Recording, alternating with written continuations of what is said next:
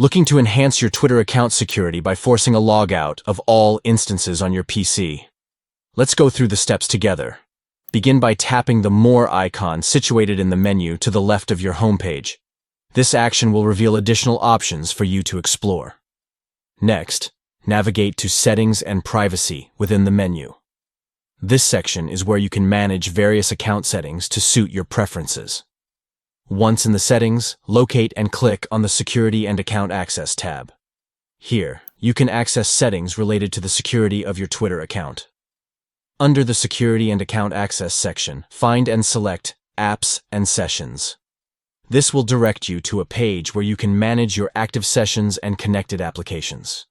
Within the Apps and Sessions page, look for the Sessions tab.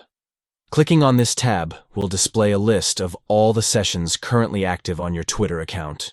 To force a logout of all other sessions, simply tap the prominent red Log Out of All Other Sessions button.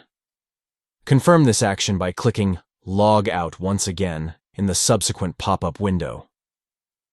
By following these straightforward steps, you can effectively enhance the security of your Twitter account on your PC.